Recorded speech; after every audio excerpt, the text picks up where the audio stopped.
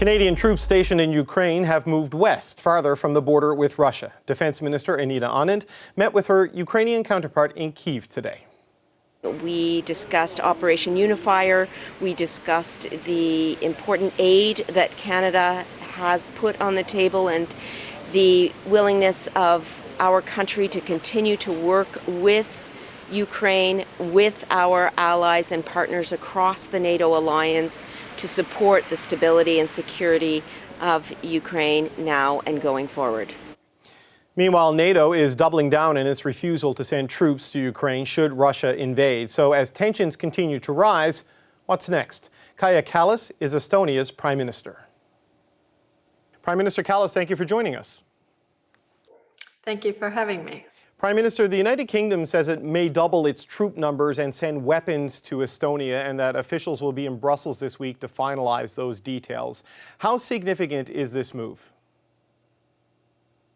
Well, we have been talking about strengthening the eastern flank of NATO for some time. So this is a great move.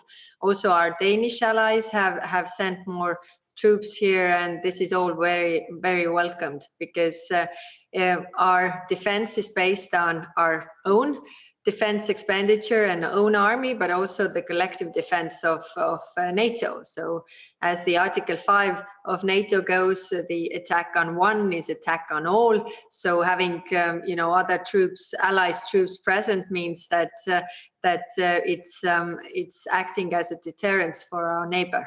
What kind of a message do you think it sends to your neighbor? It sends the message that we have strong friends and big friends. So if you think about bullying us, then don't, because the price will be very expensive for you. I want to broaden it out, if I can, on the current tensions between Ukraine and Russia, and in particular Germany's role in this. And Germany's facing backlash for not supplying weapons to Ukraine, and it's in fact blocking your country from supplying old German weapons to Ukraine. Have you tried to convince Germany to reverse this decision? We haven't gotten the official decision yet, so I guess they are still thinking about this.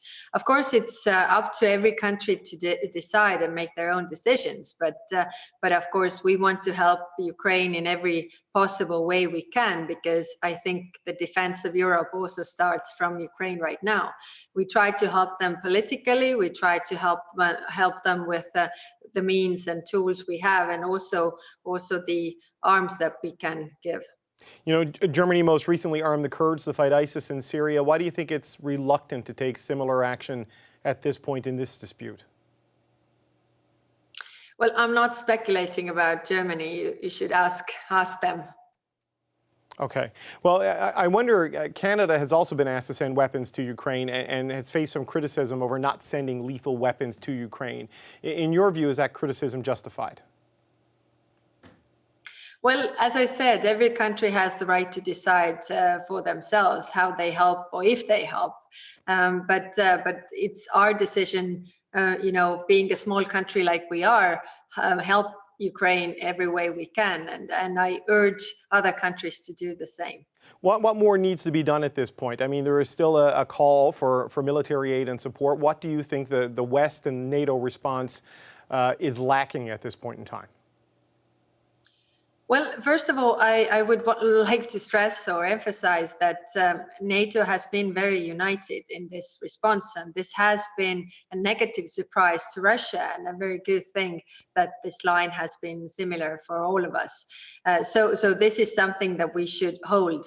Russia is playing the old playbook of negotiation from the Soviet times, which means that first demand the maximum, and then present ultimatums, and third, do not give 1 inch of negotiations, because there will always be people in the West who will give at least third or even a half of something you didn't have before. So I think it's good that we haven't fallen into this trap, and the unity of NATO has kept. So what we can do more, I think, the diplomatic discussions that are going on with Russia, how to, make them get out of this situation, plus giving them strong signals about, sanctions. If you do this, if you escalate this situation even further, then there will be heavy sanctions on European Union side, and that will be extremely expensive for Russia. That's certainly the threat that's out there, that if there is further escalation or aggressive action, that coordinated sanctions from the allies would come. But, you've argued that Mr. Putin only responds to shows of strength, and there have been threats of these sanctions, but no sanctions. Would proactive sanctions be an option to consider at this point in time? Our strength is in unity, and we have shown this strength by being so united, and also all the messages regarding the sanctions. If you, Russia, if you escalate, then the sanctions will follow. So I don't think a proactive sanction would do any good, because the message is that don't do this because you will pay a very high price. Because if you do the proactive sanctions, there might also be a risk that if you already put the sanctions in place, so why don't we just escalate? So I don't think it's a good idea. And who do you think these sanctions should target, right? I mean, Vladimir Putin himself is probably fairly well insulated from being affected by this sort of thing. I mean, his inner circle, the oligarchs, I mean, who do you target with these to have the most effect? Of course, the oligarchs have a huge effect, and also the parts of the economy that really need the trade with foreign countries. So the sanctions package has been discussed between the allies, and I think there are different options how to approach this. But I think the most important thing is that if there will be moves on Russia's side, then the sanctions will follow, and nobody will start to doubt then. What is your sense of where this is right now? I mean, there is a divergence in the analysis coming. Some Western countries think perhaps an invasion or increased incursions are imminent, though we hear from Ukraine they're trying to sort of downplay the seriousness at the moment. What is your sense of how close we are to things possibly escalating right now? Well, first of all, what you have to understand is that Ukraine has been in the war already for 8 years, since Crimea. So for them, another escalation is maybe just another day. But clearly, the ultimatums that Russia has presented and the demands that Russia has presented regarding also the NATO countries, that NATO should go back to its borders of 97, which basically means that 14 countries out of 30 will be, shouldn't be in NATO, or the demands regarding, military exercises or something, how NATO really organizes the defense within the NATO's borders. I think, this is something that Russia has no say. So this military buildup around Ukraine is one thing, and also, achieving something outside of this conflict, even the small things could be detrimental to the defense of some of the NATO countries.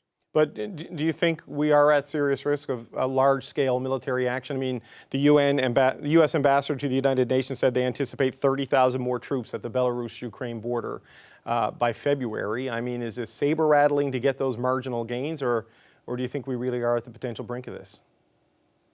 Well, all the signs show that they are preparing for a military expansion or aggression. So all the elements are in place, but whether they will go through with it is a decision up to Kremlin to make. So they still have, the room to back from this decision, and it's up to Putin to decide. So we don't see into his head. Prime Minister, thank you so much for your time. Thank you. Hi, I'm Vashi Capellos, host of Power in Politics. See more of our show by subscribing to the CBC News channel or click the link for another video.